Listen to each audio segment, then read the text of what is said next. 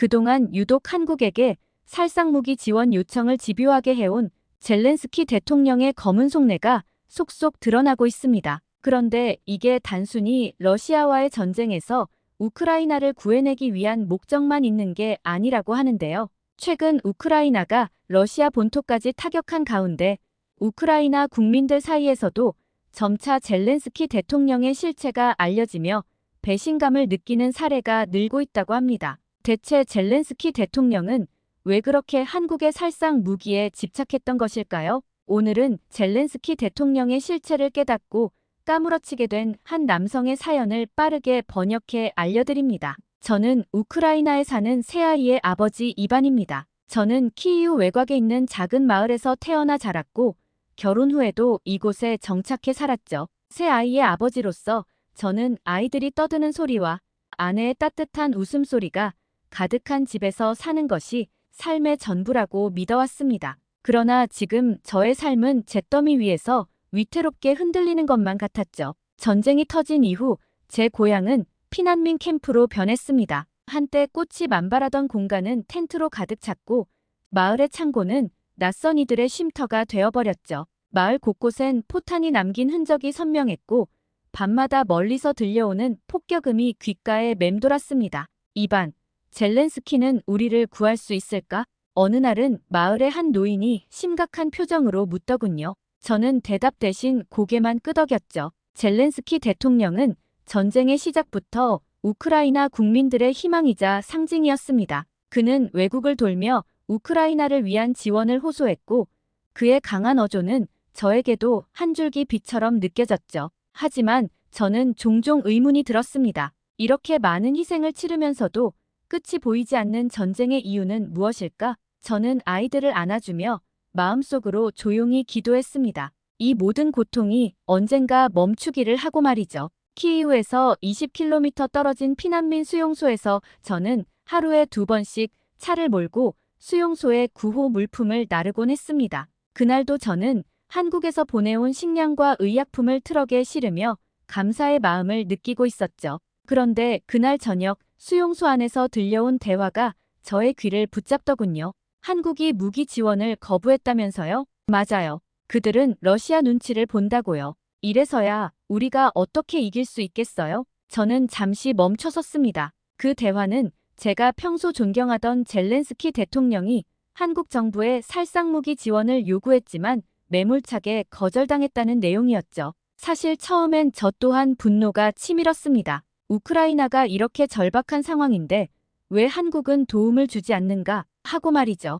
하지만 그 분노는 오래가지 않았습니다. 얼마 전 젤렌스키가 우리를 구할 수 있을지 물었던 마을의 그 노인이 며칠 뒤 다시 제게 조심스레 말을 건넸습니다. 한국도 자기 나름의 이유가 있지 않겠나. 북한이라는 골칫덩어리가 있으니 그들도 쉽게 결정할 수 없겠지. 그 말은 제 가슴을 무겁게 짓눌렀습니다. 제 머릿속엔 그 노인의 말이 어느 정도 타당한 말일지도 모른다는 생각이 스쳐갔어요. 한국 역시 자신들만의 고유한 사정이 있을 것이고 그들이 쉽게 결정할 수 없는 상황일 것이란 점에서 저의 분노는 조금씩 식어갔지만 그럼에도 우크라이나의 무기 부족에 대한 걱정은 머릿속에서 떠나지 않았습니다. 그리고 마음속에는 여전히 의문이 남아있었죠. 왜 한국은 우리를 적극적으로 도와주지 않는 걸까? 아니면 우리가 도와야 할 만큼 그들에게 중요한 존재가 아니었을까? 며칠 전 그 노인의 질문이 다시 떠올랐습니다.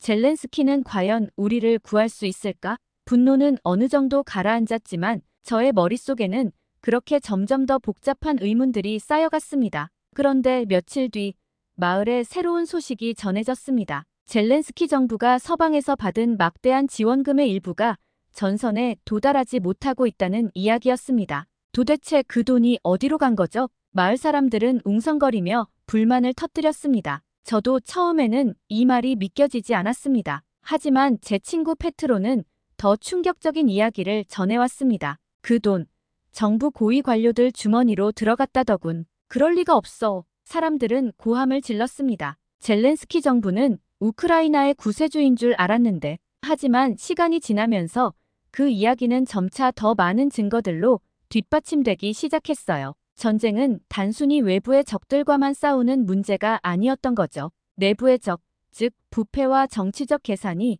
우크라이나를 서서히 갉아먹고 있었던 것이었습니다. 전쟁이 격화되던 시기, 우크라이나는 끊임없이 변하고 있었습니다. 거리마다 절망과 희망이 엇갈렸고 사람들의 목소리도 점차 커져만 갔는데요. 그때 꽤 큰 소란을 일으킨 건 젤렌스키 대통령의 발표였죠. 여론이 거세지자 우크라이나 정부는 부패 척결을 위한 강력한 조치를 예고하기 시작했던 겁니다. 젤렌스키 대통령은 마치 모든 국민들에게 보란 듯이 전시 부패를 국가 반역죄로 처벌하겠다고 발표했습니다. 하지만 그 발표는 일종의 정치적인 메시지에 불과해 보였고 그 말이 실제 변화를 이끌어낼 수 있을지에 대해선 의문을 품는 사람들이 많았어요.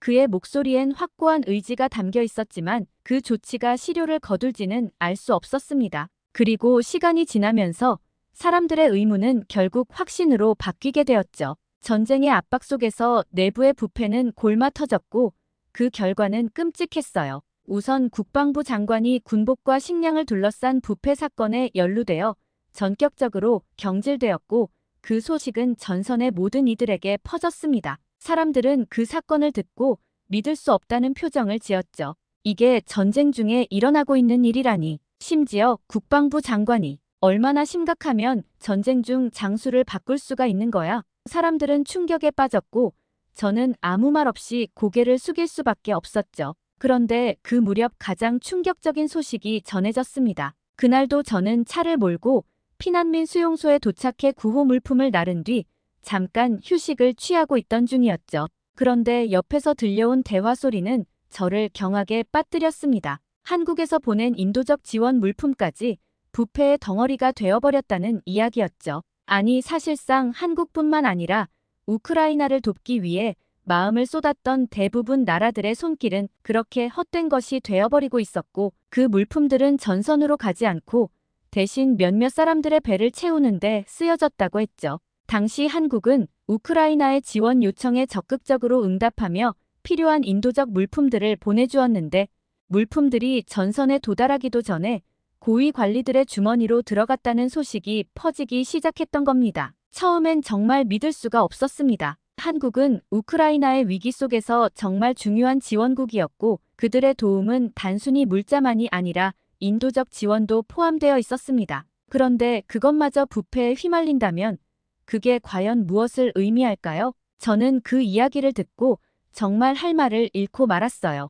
한국 등 다른 나라에서 우리를 도우기 위해 보내준 것들마저도 부패의 덩어리가 되어버린 것을 보면서 그동안 우리가 믿어왔던 모든 것들이 무너지는 기분이 들었죠. 특히 한국 정부는 전쟁 초기부터 우크라이나에 큰 도움이 되어 주었고 그들의 구호 물품은 많은 사람들의 목숨을 구할 수 있는 중요한 물자였습니다. 그러나 그런 소중한 물품들이 전선에 제대로 전달되지도 않고 고위 관리들의 주머니로 들어갔다는 이야기는 평소 한국 물자들을 주로 나르던 저에게 있어 더욱 큰 충격으로 다가왔죠. 도대체 이게 무슨 일이야? 제 마음은 깊이 흔들렸고 저는 도저히 입을 다물 수 없었습니다. 실제 전쟁 와중에 외국이 지원한 구호 물자 배분, 징병 및 식량 조달 부문 등에서 우크라이나 고위 관리들의 각종 비리와 부패 사건들이 끊임없이 터지면서 상황은 점점 심각해졌고 젤렌스키 대통령이 강력한 반부패 정책을 내세우며 상황을 해결하려 했지만 사태는 나아질 기미를 보이지 않았어요. 내부에서 벌어지는 부패의 그림자는 그렇게 점점 짙어만 갔습니다. 이게 과연 끝일까? 저는 혼잣말처럼 중얼거렸어요. 전쟁은 적군과의 싸움만이 아니었던 거죠. 내부의 적도 존재했고 그 적은 전쟁을 지원한다는 명목하에 우크라이나를 좀먹고 있었습니다. 부패라는 괴물은 계속해서 자라나고 있었고 그것은 결국 우크라이나를 파괴시키는 주요한 원인이 되고 있었어요. 특히 얼마 전 국방부 장관이 경질된 그 사건은 사람들에게 큰 절망감을 안겨주었는데 저 또한 모든 것이 잘못된 방향으로 흘러가고 있다는 느낌을 떨쳐버릴 수 없었습니다. 그 중에서도 외부 지원마저 부패의 손에 넘어갔다는 사실은 더욱 저를 절망하게 만들었죠. 그리고 얼마 뒤 국방부 장관에 이어 병무청장마저 국외 도피를 알선하며 부패 혐의로 해임되었을 때 사람들은 이제 우크라이나에 그 어떤 변화도 기대할 수 없다는 생각을 하게 되기 시작했습니다. 저 또한 마찬가지였죠. 젤렌스키 대통령은 전국 병무청장들을 일제히 해임했는데 감사 결과 드러난 부정 축제나 징병 대상자들의 국외도 피할선 등 권한 남용 사례들은 정말 믿을 수 없는 현실을 보여주었습니다. 참고로 우크라이나는 1991년 러시아로부터 독립한 이후로 줄곧 공공 및 정치 부문에서의 부패가 매우 심각하다는 평가를 받아왔습니다. 2021년 기준 부패 감시 단체인 국제투명성 기구는 우크라이나의 부패 인식 지수가 세계 180개국 가운데 120위라고 발표했는데요. 이 순위를 보면 120위보다 뒤에 있는 나라들은 대부분이 아프리카 국가들이고 나머지는 멕시코, 파키스탄, 방글라데시, 북한 같은 나라들이 포함되어 있습니다. 유럽 내에서만 본다면 우크라이나는 137위인 러시아 다음으로 부패가 심각한 나라라고 볼 수 있었죠. 이는 정말 절망스럽고 부끄러운 수준이 아닐 수가 없었는데요. 그러던 중 최근 저는 피난민 수용소에서 북한군의 파병설을 처음 들었습니다. 러시아의 요청으로 북한 병력이 우크라이나 동부 전선에 투입되었다는 이야기였죠. 북한군 파병설을 듣고 난 후 처음에는 정말 충격적이더군요.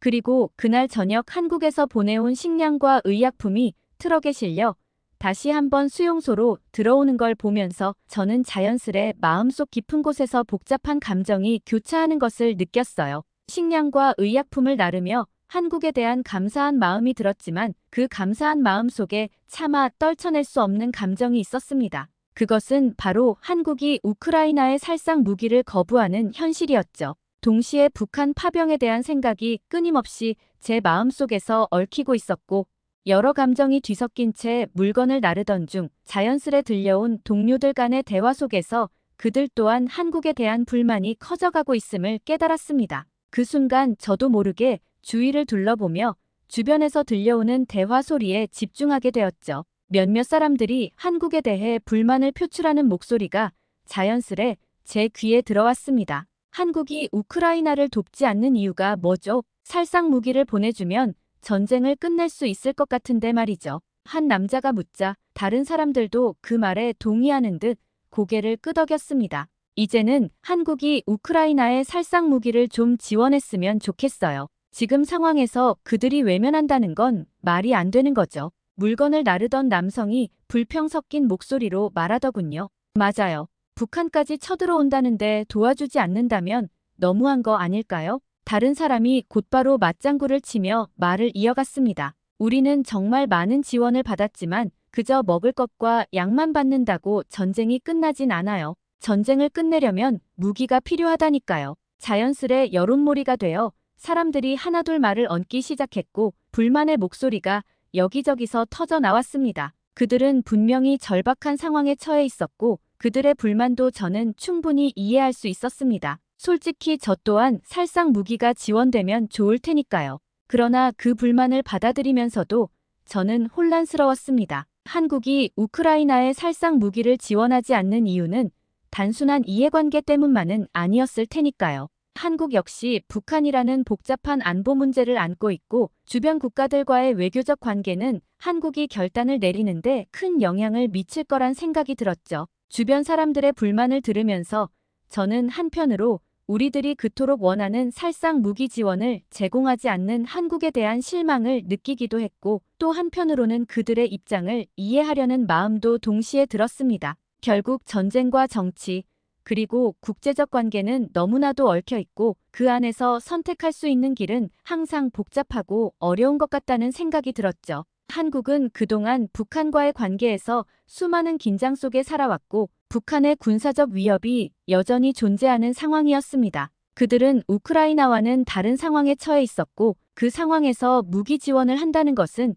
정말 큰 리스크였을 거예요. 한국이 우크라이나에 살상 무기를 제공하면 북한과의 관계, 그리고 더 나아가 러시아와의 외교적 관계도 더욱 복잡해질 수 있겠다는 생각이 들었죠. 그만큼 한국에서도 긴장이 고조될 위험이 있다는 점에서 모든 것을 우리의 입장에서만 생각해서는 안 될 것이라고 느꼈습니다. 또한 러시아가 우리와는 대립하고 있지만 한국과는 향후에도 교류를 해야 할 필요가 있다는 점을 생각하면 우리 입장만 고집해서는 안 될 것이라는 생각이 들었어요. 한국 역시 복잡한 국제관계와 현실 속에서 자신들의 생존을 고민해야 했죠. 물론 동료들의 입장도 공감할 수 있었습니다. 우크라이나를 돕지 않는 한국에 대한 불만은 절망적인 상황 속에서 너무나 자연스러운 반응이었죠. 하지만 그 불만이 전쟁이라는 복잡한 현실 속에서 우리가 감당해야 할 문제의 일부라는 점도 받아들여야 했습니다. 마음속에서 그 감정이 얽히고 복잡해졌습니다. 과연 한국이 우크라이나를 돕지 않는 것이 정당한 것인지, 아니면 우크라이나가 전쟁을 끝내기 위해 더 많은 무기 지원을 받아야 마땅한 것인지, 그 물음이 제 머릿속을 떠나지 않았죠. 결국 동료들의 불만들을 이해하면서도 한편으로는 그 불만을 완전히 받아들이지는 못한 채 저는 다시 현실과 마주해야 했습니다. 전쟁이 시작될 때만 해도 저는 젤렌스키 대통령의 결단력과 지도력에 확신을 가졌습니다. 그의 연설은 제 마음을 사로잡았고 우크라이나의 미래를 위해 싸운다는 그의 열정은 저에게 큰 희망을 안겨주었죠. 우리는 이겨야 한다. 이 전쟁을 반드시 끝내고 다시 일어설 것이다. 그의 목소리엔 그 어떤 대통령보다 강한 의지가 담겨 있었어요. 하지만 시간이 지나면서 그 희망은 점차 현실에 의해 짓눌리기 시작했죠. 전쟁은 점점 더 길어졌고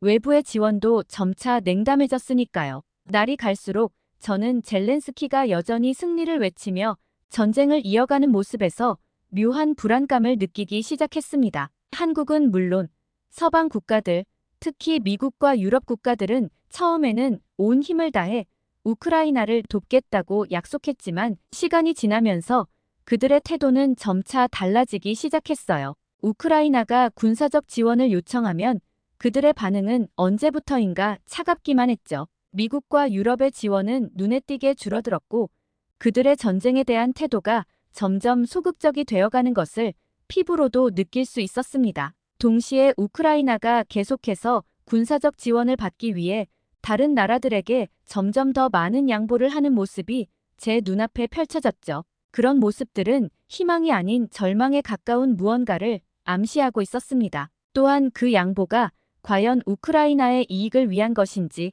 아니면 단지 젤렌스키의 정치적 목적을 위한 선택인 것인지도 의문이 들기 시작했어요.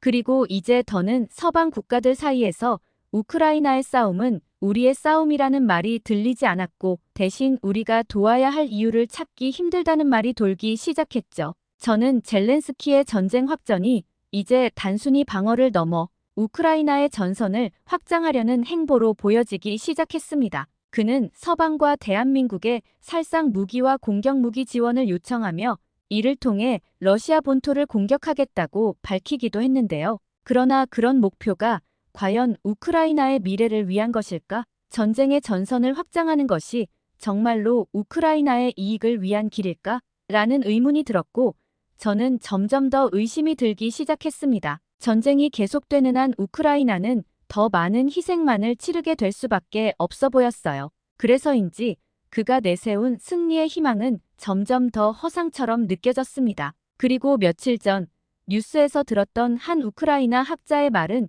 그야말로 제게 결정타와도 같은 느낌이었죠. 그는 전쟁이 계속되는 것에 대해 심각한 우려를 표하며 우크라이나의 국가 기반은 30년 이상 후퇴했다. 전쟁을 즉시 멈추지 않으면 우리는 더 이상 정상적인 국가로 기능할 수 없을 것이다. 라고 말했죠. 그의 말은 충격적이었고 동시에 너무나 현실적이었습니다. 제가 믿고 따르던 젤렌스키의 리더십은 이제 더 이상 무너져가는 국가를 일으킬 수 없는 상태로 느껴졌어요. 그뿐만 아니라 언젠가 전쟁이 끝난다고 해도 그가 이끄는 우크라이나가 어떻게 재건될 수 있을지 그 미래는 점점 더 불투명하게 느껴졌습니다. 실제로 전쟁이 장기화되면서 우크라이나는 심각한 경제적, 사회적 어려움에 직면해 있었습니다. 인구는 절반 가까이 감소했고 경제는 회복 불능 상태로 빠져들고 있죠. 전쟁터로 동원된 청장년층은 대부분 전선에서 죽거나 다쳤고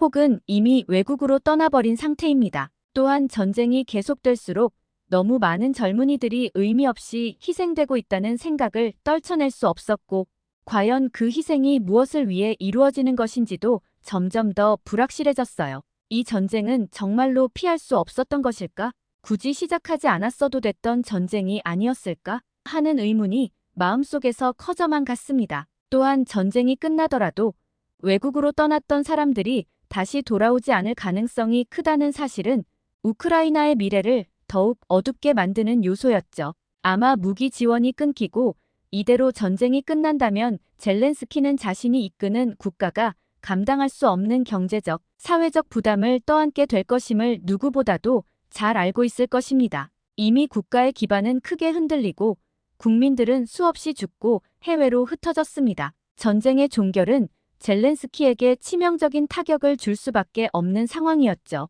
그가 이끌던 나라가 이렇게 망가진 채 전쟁이 끝난다면 그의 정치적 생존이 더 이상 보장되지 않을 것이 뻔했습니다. 그렇기 때문에 젤렌스키는 전쟁을 확전하려 하는 상황에 놓여 있습니다. 전쟁을 계속 이어가며 서방과 대한민국에 더 많은 군사적 지원을 요청하는 이유는 단순히 국가를 위한 것이 아니라 자신이 대통령직을 유지하기 위한 선택으로 보여졌어요. 전쟁을 확전시키는 것이 단기적으로는 그의 리더십을 계속 유지하게 해줄 수 있겠지만 그 결과는 결국 우크라이나와 그 국민들에게 더 큰 고통을 안겨줄 뿐이라는 생각이 언제부터인가 들기 시작했습니다. 이 전쟁의 끝은 과연 어떤 결과를 가져올지 무어라 단정짓긴 어려웠지만 한 가지 분명한 사실은 우크라이나의 미래가 암울하게 느껴진다는 것이었죠. 저는 그날 밤 제 마음을 정리하려고 애썼습니다. 전쟁의 끝을 어떻게 맞이할지, 그 끝에서 누가 승자가 될지,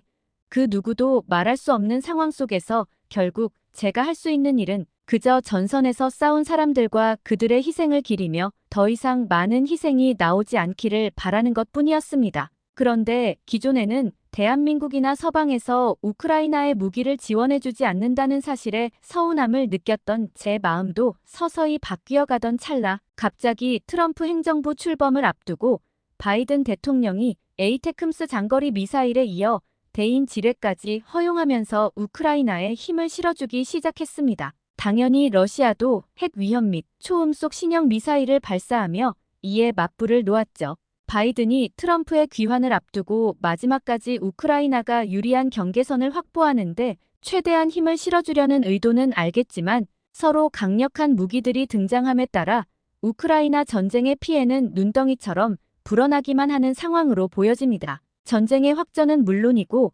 민간인 피해까지 정말 걱정이 이만저만이 아닌데요. 그리고 우크라이나에서는 아마 전쟁이 끝날 때까지 대한민국에도 끊임없이 살상 무기를 요청할 것입니다. 하지만 이렇게 무기들이 계속 제공된다면 전쟁은 결코 끝나지 않을 거라는 생각이 들었습니다. 더 많은 무기를 얻는다고 해서 상황이 나아지는 게 아닐 겁니다. 전쟁이 계속되면 의미 없는 희생만 쌓여갈 뿐이겠죠. 저는 이 전쟁이 차라리 빨리 중단되었으면 좋겠다는 마음이 들어요. 더 이상 젊은이들, 그리고 민간인들이 아무런 이유도 없이 죽어가거나 다치는 일이 반복되지 않기를 간절히 바랍니다. 전쟁이 지속되면 될수록 이 전쟁은 시작되지 않았어야 했다는 생각이 점점 더 강해지기만 합니다. 살상 무기를 지원받는다면 전쟁은 더 확전될 것이고 그로 인한 고통만 더욱 심각해지겠죠. 차라리 전쟁을 중단하고 더 이상의 무기 지원 없이 전쟁을 끝낼 수 있는 방법을 모색하는 것이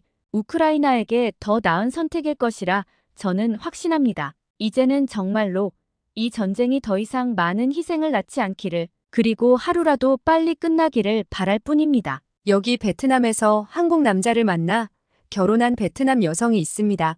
이 부부의 신혼생활은 한국에서 하기로 하였지만 신혼집은 다름 아닌 시어머니의 집이었다고 합니다.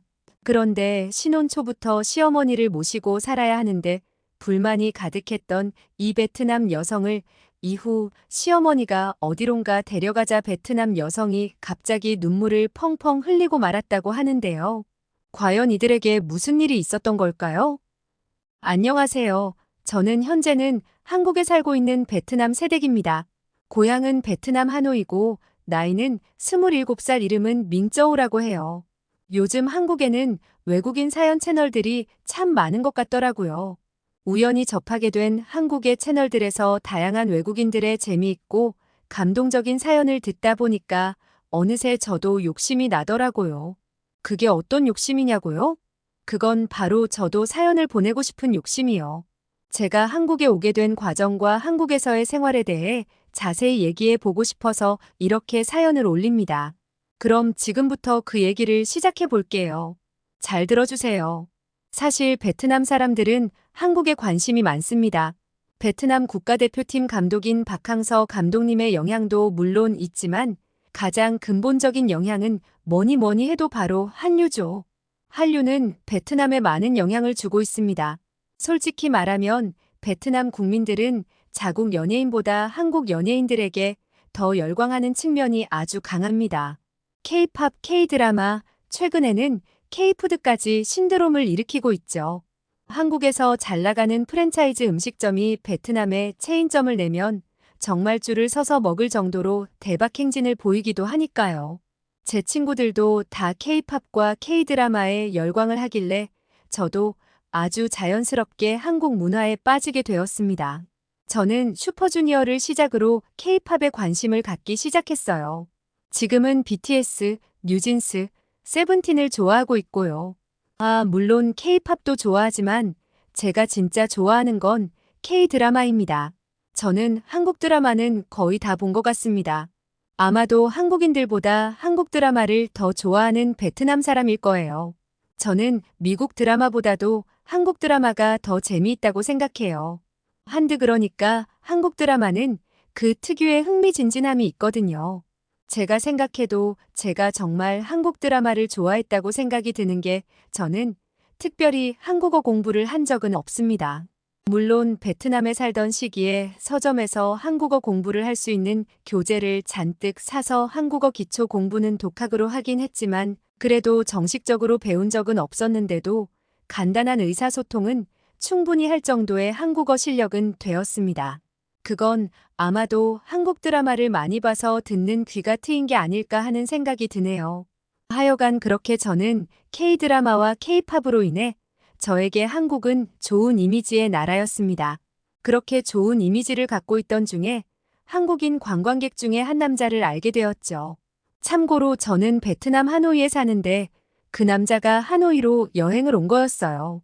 보통 한국 사람들은 베트남 여행을 패키지로 많이 오는데 그 한국 남자는 혼자 자유여행으로 온 거였더라고요. 그리고 그 한국 남자는 저에게 길을 물어보더라고요. 베트남어는 전혀 할 줄 모르는지 저에게 영어로 물어봤습니다. 하지만 문제는 제가 영어를 잘하지 못하거든요.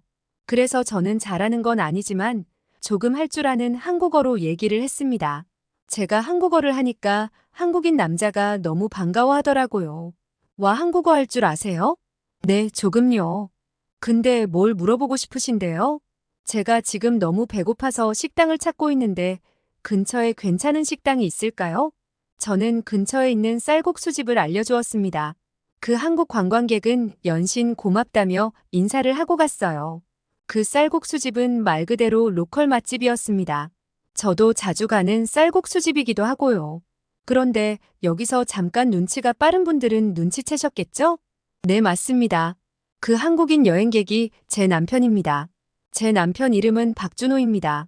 그렇게 준호 씨와의 운명적인 첫 만남이 이루어졌죠. 그런데 또 어떻게 진전이 된 거냐고요? 저희는 정말 부부가 될 인연이었던 것 같아요. 한 이틀 뒤에 그 쌀국수집에서 또 만났습니다.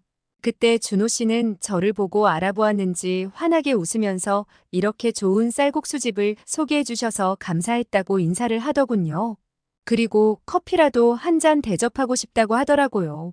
아니, 솔직히 쌀국수집 하나 추천해줬다고 커피를 대접하는 건 오버라는 생각은 들었지만 저는 준호 씨의 그 제안을 받아들였습니다. 왜냐고요? 솔직히 말하면 준호 씨, 그러니까 지금 남편이 참 잘생겼거든요. 그냥 잘생긴 게 아니고 아주 스마트하게 잘생겼습니다. 정말 똑똑하게 생겼어요. 실제로도 똑똑하고요. 직업은 스타트업 대표입니다. 헬스케어 쪽 사업을 하고 있습니다. 현재보다 미래가 더 기대되는 사람이죠. 하여간 그렇게 커피 한 잔 마시면서 이런저런 얘기를 했습니다. 사실 그 당시에는 제가 한국어가 매우 서투를 때라서 말이 잘 통하지는 않았는데 신기하게도 마음은 통하더라고요. 말은 잘 통하지 않는데 마음은 통한다? 바로 그게 사랑이더라고요. 저희는 그렇게 커피를 마시면서 연락처를 교환했어요. 그리고 준호 씨의 여행 마지막 날 한 번 더 만나서 식사를 했습니다. 그렇게 한국으로 다시 돌아간 준호 씨와는 영상통화를 자주 했어요. 한국 사람들이 자주 쓰는 말인데 몸에서 멀어지면 마음에서 멀어진다는 말, 근데 저와 준호 씨에게는 전혀 해당이 안 되는 말이었어요. 우리는 비록 서로 떨어져 있었지만 점점 더 사랑의 싹이 피어나기 시작했거든요. 준호 씨는 저 때문에 바쁜 시간에도 자주 베트남에 왔습니다. 주말에 1박 2일 일정으로도 오기도 했어요. 그리고 저를 한국에 초대하기도 했습니다. 하지만 저는 한국에 갈 수 없었어요. 부모님이, 특히 어머니가 여자 혼자 여행을 가는 건 안 된다고 반대하셨거든요. 더구나 그냥 여행도 아니고 해외여행을 말이죠. 그때 저는 한국에 남자친구가 있다고 말을 했습니다. 결혼 생각까지 할 정도로 진지하게 만나는 사람이라고 말이죠. 솔직히 어머니가 반대를 하실까 걱정도 꽤 되었는데 예상과 달리 반대는 안 하셨어요. 외국인 사위에 대한 약간의 불안감은 있으신 것 같았지만 반대는 안 하셨습니다. 하긴 그럴 만도 한 게 어머니 가장 친한 친구 딸이 한국 남자 만나서 잘 살고 있거든요. 그 엄마 친구 딸은 저랑도 꽤 친했었는데 이름은 푸엉이라고 참 착한 아이였죠. 게다가 푸엉이랑 저는 나이도 동갑이라서 친구로 지냈습니다. 그렇게 잘 지내고 있다가 갑자기 한국 남자 만나서 한국으로 시집을 가서 좀 당황을 했던 기억이 떠오르기도 하네요. 그런데 한 번은 깜짝 놀랐던 사건이 있었어요. 사실 사건이라고 하기에는 좀 뭐하지만 하여간 정말 놀랐던 일이 있었는데요. 한국으로 시집을 갔던 푸엉이 다시 고향인 베트남 하노이에 왔는데 글쎄 옛날에 알던 순박한 애는 없고 아주 세련된 여성이 오는 겁니다. 처음에는 푸엉이 아닌 줄 알았습니다. 무슨 연예인이 왔나 싶었죠. 와, 확실히 한국물이 다르구나 느꼈어요. 순박한 베트남 처녀에서 세련된 여성이 되었더라고요. 그리고 푸엉이는 자기 친정에 월 70만 원씩 생활비를 지원해 주더라고요. 친정집도 새로 다 고쳐주었고요. 아마 같은 베트남 남자를 만났으면 불가능했을 겁니다. 선진국인 한국으로 시집을 가서 가능한 일이었겠죠. 그렇다고 푸엉이 돈 때문에 한국 남자와 결혼을 한 건 아니니까 오해 말아주세요. 푸엉이도 저처럼 자연스럽게 한국 남자를 만난 겁니다. 사실 예전에는 매매혼에 가까운 국제결혼이 유행처럼 번진 적이 있었죠. 홍기를 놓치거나 재혼인 나이 많은 한국 남자와 베트남의 젊은 여자가 경제적인 부분 때문에 결혼을 하는 경우가 있었죠. 물론 지금도 그런 매매혼이 어딘가는 분명히 있겠지만 그래도 요즘은 대부분 국제결혼이 자연스러운 만남을 통해 만나는 경우가 더 많으니까 외국인 신부에게 색안경을 끼고 보지는 말아주세요. 간곡히 부탁드립니다. 하여간 그렇게 어머니 친구 딸이자 제 친구이기도 한 푸엉 때문에 한국 남자와의 교제를 쉽게 허락받을 수 있었습니다. 그리고 한국 여행도 부모님에게 허락받았고요. 남자친구가 한국에 있기 때문에 안심이 된다고 하셨어요. 그렇게 저와 준호 씨는 사랑을 이어나갔고 결국 결혼을 하기로 결정했죠. 저는 한국에 가서 살기로 약속했는데 그런데 한 가지 문제가 생겼습니다. 여러분들도 알다시피 한국의 집값은 엄청나잖아요. 아직 준호 씨가 젊은 나이기 때문에 우리가 결혼하고 살 신혼집을 마련하지 못했습니다. 그래서 당분간은 준호 씨 어머니, 그러니까 저의 시어머니 댁에서 지내자는 겁니다. 솔직히 너무 싫었습니다. 신혼을 시어머님 집에서 시작하는 건 정말 상상도 못한 일이었거든요. 준호 씨한테 그 얘기 듣고 나서 속으로 많이 울었어요. 저는 준호 씨한테 살짝 짜증이 나서 반문했습니다. 도대체 그럼 얼마나 그렇게 시댁에서 살아야 하는 거냐고요. 준호 씨는 2, 3년 정도는 같이 살자고 하더라고요. 2, 3년 정도는 더 벌어야 수도권 아파트 전세금이라도 마련할 수 있다고 했어요. 그리고 한 가지 더 걱정된 이유는 시어머니는 홀시어머니였어요. 그래서 더 걱정되었습니다. 어머니 친구 딸 푸엉이는 한국의 부잣집에 시집가서 남편과 단둘이 잘 사는데 나는 이게 뭔가 싶었어요. 게다가 푸엉이는 친정에 생활비도 보내주는데 말이죠. 물론 제가 돈 때문에 결혼하는 게 아니기에 남자 쪽의 재력은 전혀 상관없었지만, 그리고 준호 씨는 미래가 더 기대되는 남자기에 현재의 경제력은 상관이 없었지만요. 고민이 많이 되었습니다. 준호 씨는 너무 사랑하는데 시어머니와 같이 사는 건 싫었거든요. 그리고 여자들은 신혼의 환상이 있거든요. 남편과 단둘이 알콩달콩 사는 그런 신혼집을 꿈꾸곤 하죠. 그게 깨지니까 너무 슬펐습니다. 또 하나 더 걱정되었던 건 한국의 드라마를 보면 한국 시어머니들 성격이 보통이 아니잖아요. 물론 드라마는 꾸민 내용이니까 사실과는 다를 수 있지만 다르게 생각해보면 드라마나 영화는 그 시대나 현실을 어느 정도는 반영하는 부분이 있기에 정말 한국 드라마에 나오는 막장 시어머니들처럼 준호 씨 엄마도 변하면 어쩌나 싶었습니다. 시어머니는 사실 좋은 분이신 건 처음 만났을 때부터 알고 있었지만 결혼 전에는 많이 걱정되었어요. 막상 시어머니가 되면 변할 수 있는 여지가 있다고 생각했으니까요. 그렇게 저는 결혼을 고민 또 고민했지만 준호 씨를 사랑하는 마음이 너무 크기에 결국 준호 씨와의 결혼을 선택했고 한국으로 와서 시어머니와 함께 살게 되었습니다. 제가 살 집은 서울 강동구 명일동이란 곳에 있는 아파트였는데요. 평수도 꽤 넓었습니다. 근데 좀 의아했던 부분이 있었는데요. 그 아파트는 2005년도에 완공된 꽤 오래된 아파트였는데 집에 들어서는 순간에 보니까 너무나도 깨끗한 새 아파트인 겁니다. 그래서 남편에게 물어봤더니 시어머니가 제가 온다고 리모델링 공사를 했다고 하더라고요. 그리고 또 한 번 더 놀랐던 건 6천만 원에 가까운 리모델링 비용이 들었다는 겁니다. 저는 시어머니의 그 배려심에 감동하였습니다. 그리고 막상 같이 사니까 너무 좋았습니다. 시집살이는커녕 타국에서 생활하는 저를 위해 모든 걸 맞춰주셨습니다. 솔직히 이 얘기를 들으면 우리 친정어머니가 서운해하실지도 모르겠는데 친정어머니보다 시어머니가 더 엄마 같을 정도예요. 하나하나 다 챙겨주셨죠. 그리고 여기저기 저를 데리고 다니면서 좋은 구경도 시켜주시고 이것저것 맛있는 거 많이 사주시고 필요한 거 있으면 다 사주셨어요. 특히 저는 한국의 찜질방이 좋더라고요. 뜨끈한 곳에서 나른한 몸을 푹 지지다가 너무 더우면 시원한 아이스방에 가고 또 찜질방에서 먹는 미역국도 꿀맛이고 시원한 식혜 마시면서 까먹는 구운 달걀도 맛있고 그렇게 도란도란 앉아서 시어머니랑 얘기하는 것도 재밌었고요. 제일 시어머니에게 고마운 부분이 바로 말동무가 돼준 겁니다. 시어머니 덕분에 한국말 실력은 더 좋아졌죠. 친구 하나 없는 타국에서 시어머니는 정말 좋은 친구가 되어주었습니다. 물론 남편도 참 좋은 사람입니다.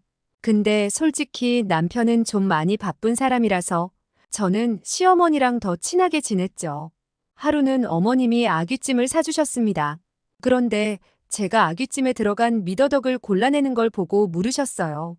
왜 미더덕을 골라내니? 그거 꼭꼭 씹어 먹으면 꽤 맛있어. 아, 어머님. 그게 사실 저는 남편과 시어머니에게 모두 숨기고 있었지만 치아가 좋지 않습니다. 베트남에서 제때 치료를 받았어야 했는데 그러지 못해서 치료 시기를 놓친 치아가 있어요. 오른쪽 아래 어금니 2개가 아주 심각하게 안 좋은 상태입니다. 베트남에 있을 때 하루는 너무 아파서 치과에 갔는데 방금 말한 어금니 2개는 모두 발치하고 임플란트를 해야 한다는 소리를 들었습니다. 임플란트 하면 치료 비용도 비싸고 치료 기간도 길고 하니까 치료받을 엄두가 나지 않았어요. 그렇게 해서 치료를 미루고 여기까지 온 거죠. 사실 치아를 간단하게 떼우거나 씌우는 치료였으면 어떻게든 치아를 살려서 썼겠지만 발치를 해야 한다고 하니까 어차피 치료 시기를 놓친 치아니까 그냥 버티자고 생각했어요. 그래서 그냥 그렇게 대책 없이 치통을 참고 살았습니다. 근데 그걸 글쎄 어머님이 눈치를 채셨더라고요. 세아가 너 혹시 치아가 안 좋니? 아, 어머님, 그게 그러니까. 세아가 예전부터 느꼈는데 너 식사하는 모습이 좀 부자연스럽고 이상해 보였어. 저는 아니라고 치아는 멀쩡하다고 거짓말을 했지만 시어머니는 눈치를 이미 채신 상태였어요. 세아가 어디 치아 좀 보자. 저는 혼이 날 걸 각오하고 어쩔 수 없이 치아를 보여드렸습니다. 시어머니는 놀라시면서 그동안 치통을 어떻게 참고 살았냐고 말씀하셨어요. 그런데 저를 혼내시기는커녕 꼭 안아주셨습니다. 저는 그 품이 너무 따뜻했습니다. 어떻게 그 아픈 걸 참고 지냈니? 내일 당장 치과 가자. 저는 그 자리에서 펑펑 울었습니다. 세상에 이렇게 따뜻한 시어머니가 또 있을까 싶었습니다. 그리고 다음날 시어머니의 단골 치과로 갔습니다. 치아 사진을 찍고 저는 의사 선생님을 기다렸죠. 잠시 후 인자하게 생기신 의사 선생님께서 들어오셨습니다. 저는 당연히 어금니 2개를 발치하고 임플란트를 하라고 하실 줄 알았는데, 그런데 놀라운 진단을 받았습니다. 일단 환자분이 아직 젊으시니까 급하게 임플란트를 하는 것보다 어떻게든 치아를 살려보는 쪽으로 해보겠습니다. 정말 제 어금니 2개 다 살리실 수 있다고요? 네, 가능합니다. 포스트 치료를 하면요. 포스트 치료요? 저는 너무 놀랐습니다. 제가 어금니 2개는 치아 면적, 그러니까 치아의 치질이 거의 없어서 도저히 살리기 불가능하다고 베트남 치과에서 그랬거든요. 근데 포스트 치료, 즉 치아에 기둥을 세워서 치아를 살린다는 거였죠. 그렇게 해서 심하게 썩은 2개의 어금니를 신경치료 후에 포스트 치료를 해서 골드 크라운을 씌웠습니다. 너무 만족스러웠습니다. 치아 통증은 당연히 싹 사라졌어요. 맛있는 음식도 마음껏 먹을 수 있었죠. 너무나 행복했어요. 당연히 발치할 줄 알았던 치아를 살리게 된다니 정말 한국의 의료기술은 최고인 것 같았습니다. 아니, 같았습니다가 아니고 그냥 최고였습니다. 물론 베트남에도 이론적으로는 포스트 치료라는 어려운 치료가 가능할지는 모르겠지만 그 포스트 치료를 권장할 만큼의 실력 있는 치과는 아마도 흔치 않을 거라는 생각이 듭니다. 하여간 한국은 모든 면에서 참 대단한 나라인 건 분명합니다. 그렇게 치아 치료를 다 받은 날 시어머니는 저에게 한우 갈비를 사주셨습니다. 앞으로는 치아 걱정 없이 맛있는 거 많이 먹고 그렇게 인생을 재미있게 살라고 하시더라고요. 저는 남편에게 말했습니다. 우리 2, 3년 뒤에도 분가하지 말고 같이 살자고 말이죠. 남편은 너무 좋은 생각이라고 하면서 바로 시어머니한테 가서 이 얘기를 전하더라고요. 그때 시어머니도 너무 좋다고 말년에 딸 하나 더 생겼다고 생각하겠다고 하시며 저를 꼭 안아주셨답니다. 그렇게 지금 저와 남편 그리고 시어머니는 한 집에 사는 한 가족으로 잘 살고 있습니다. 가끔 주민들이 저에게 이렇게 물어보곤 합니다. 시어머니 모시고 사는 거 힘들지 않냐고요. 그런 질문을 받을 때마다 저는 이렇게 대답합니다. 제가 시어머니를 모시고 사는 게 아니고 오히려 시어머니가 저를 딸처럼 보살펴 주신다고요. 정말 저는 남편 복에 이어 시어머니 복도 타고난 여자인 것 같습니다. 시어머니가 어제는 제가 아기를 낳으면 아기도 많이 돌봐주신다고 약속하셨습니다. 요즘 너무 행복합니다. 남편과 시어머니에게 정말 감사하고 앞으로 좋은 아내, 좋은 며느리가 되도록 최선을 다할 겁니다. 그럼 제 이야기는 여기서 마칩니다. 더운데 건강 조심하시고 항상 행복하세요. 오늘 베트남인 민쩌우 씨 사연 어떻게 들으셨나요? 처음에는 시어머니 모시고 사는 것이 싫었지만 이제는 오히려 한국인 시어머니와 앞으로도 쭉 함께 살고 싶다고 이야기하는 외국인 여성분의 사연을 들으니 마음이 참 따뜻해지는 것 같습니다. 사연을 재밌게 들으셨다면 구독과 좋아요, 그리고 알림 설정 부탁드리며 끝까지 시청해주셔서 감사합니다.